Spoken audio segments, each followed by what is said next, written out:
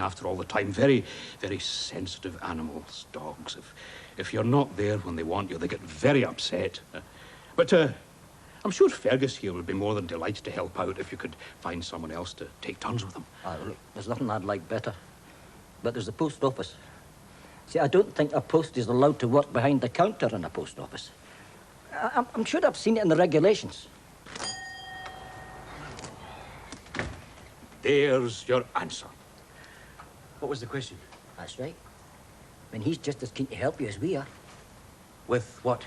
My election campaign. Oh, if anything, I'm keener. And you're not working either.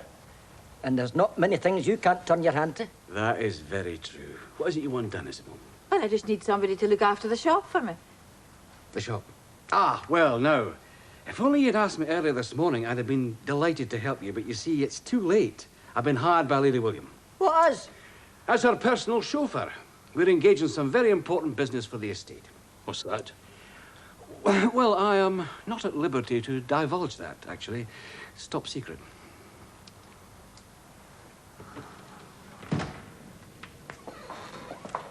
That was a lovely lunch. Thank you very much. Oh, thanks for coming with me.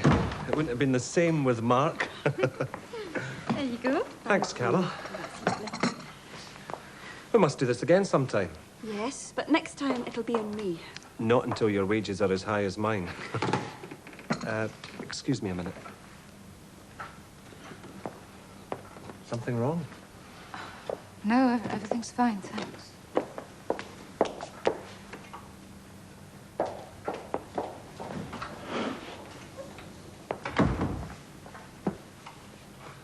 Aye, thanks, Fanny. Oh, any woman that marries a crofter wants her head examined. It's no life at all. Just making meals, washing dishes and clothes, feeding folk and feeding chickens. And you get no thanks for it. None of them give you a hand. They talk about it sometimes, but talking's as far as it goes. Well, I don't need anybody to tell me anything about that. When I first said I would stand at this election, you know, nearly everybody said they would give me a hand. Should have known better. What's your problem? Well, I can't get going with the campaign while I'm still in the shop. And I can't leave the shop until I find somebody to look after it for me. I've asked a few folk, but there's nobody all that keen. Well, what if I did it for you? You? Well, perhaps I wouldn't be very suitable. But I did it once before, you know, and I don't think I made a mess of it then. Oh, of course you didn't, but what about the washing and the ironing and the feeding? But you know, it's funny. But I was just saying to Grace Lachlan that maybe if they had to fend for themselves, they'd appreciate me a bit better. Mary, you're an angel. Will you really do it? Why not? But on your own head be it. Don't tell me he's left you in the lurch. No, he's in the office with Fiona. You're doing all right for yourself, aren't you? Pop singer's taking you out for your lunch. You could be onto a good thing there. I'm standing in for my boss. Pull the other leg. Listen, if Harry's interested in anyone, it isn't me. Have you seen the way he looks at Fiona? The minute he saw she was upset, he was over to her in a flash. What's wrong with her anyway? Rory was supposed to bring David back this morning, and he didn't.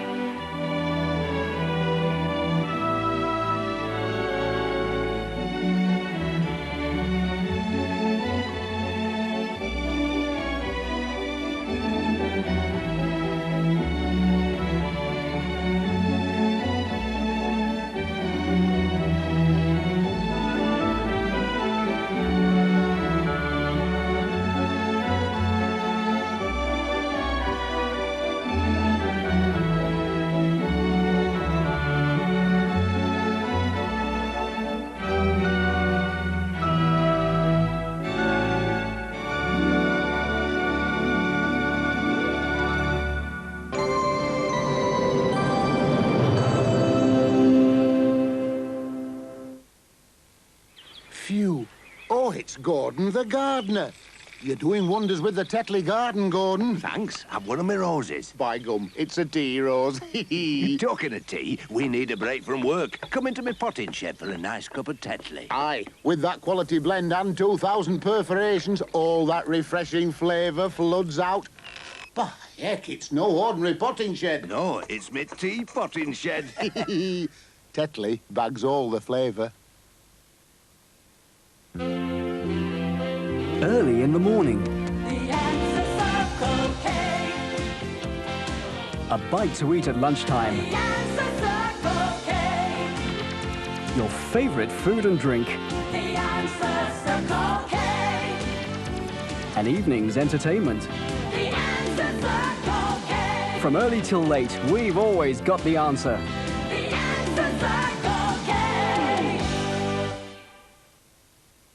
The Electrolux vac with the hose at the back versus the vac with the hose and the bits hidden somewhere in the land that time forgot under the stairs behind the hamster cage next to the box full of bits that happened something years ago but might come in handy just to the left of the emergency toilet rolls and right beside that thing on a hook that always falls off and hits you on the nose.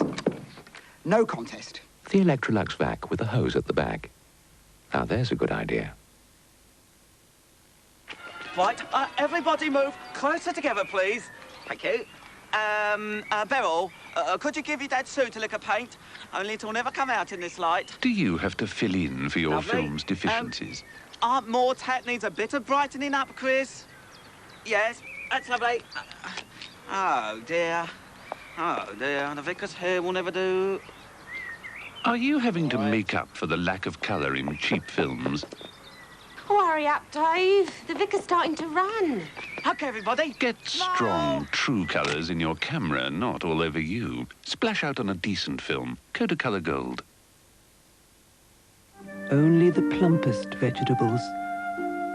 Generous helpings of spaghetti and delicious thick tomato sauce. Dressing and mayonnaise made with a fair share of eggs. Rice pudding thick with soft-grained rice. Is it any wonder there's less room for calories? Weight Watchers from Heinz. Taste, not waste.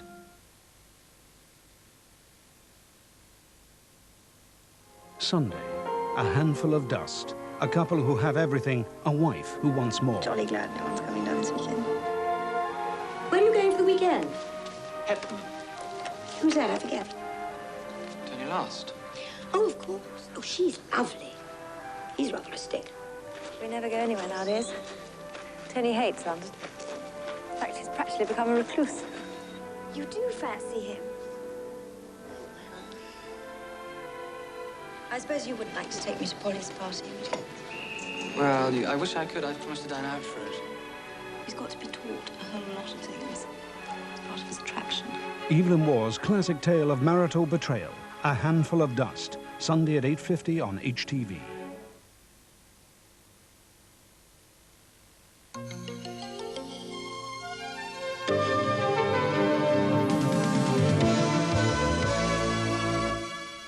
You're watching HTV. We now go to the ITN studios in London for the national news. It's 1 o'clock.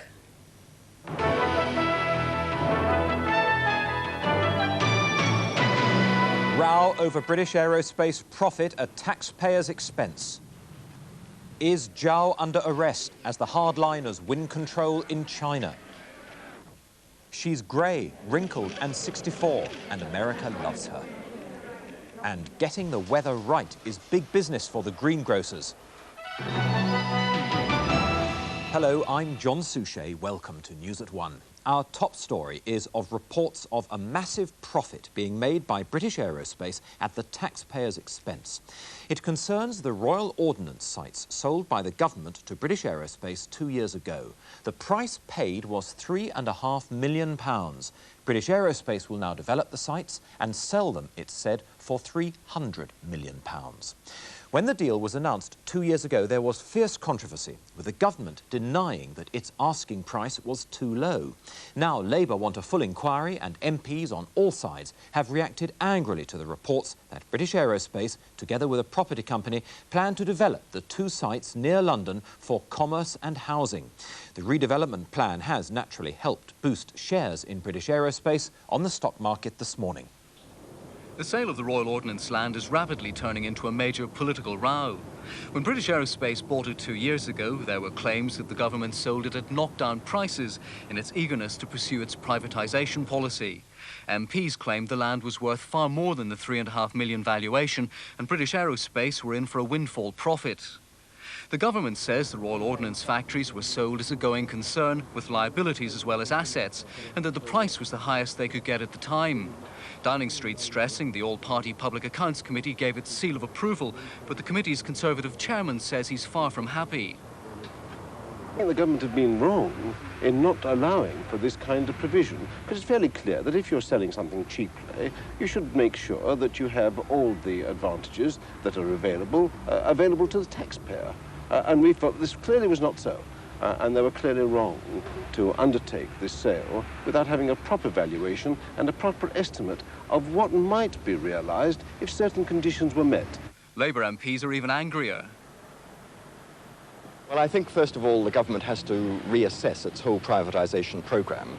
It has in the past made it quite clear that it's so keen to privatise that it will set the lowest possible price just to make sure the deal goes through. And we've seen similar fiascos occur in matters like Gyrobank and the National Engineering Laboratory and so on. So I think, first of all, the government has to reappraise its policy. But secondly, Parliament itself, through the Public Accounts Committee, has to show that it's going to take these matters seriously. The value of the land's now being reassessed, but it's not clear whether the taxpayer can hope to claw back any of the profits. The police chief in charge of the Hillsborough semi-final has admitted trying to pass blame onto Sheffield Wednesday Football Club for the disaster which cost 95 lives. The club's council said that Chief Superintendent David Duckenfield had been disreputable and unfair when he said club stewards should have controlled the crowds. In a Moscow square early today, more than 1,000 people clamoured for... Well, I'm sorry, we really do have a problem with that. We'll come back to it if we can. Meanwhile, we'll move on. You'll remember the story that we brought you yesterday about the problems faced by the Lord Chancellor, Lord Mackay of Clashfern, over the fact that he had attended a Roman Catholic Requiem Mass. Well, today he has resigned from his church, the Free Presbyterian Church of Scotland. In a statement issued a short while ago, he said he could not promise never to attend another Catholic Mass. Yesterday, as I said, a meeting of the Church Synod upheld a decision to suspend him as an elder because he had attended a Catholic Mass for the funeral of a close friend. To the Free Presbyterian Church, that Mass is a blasphemous form of worship.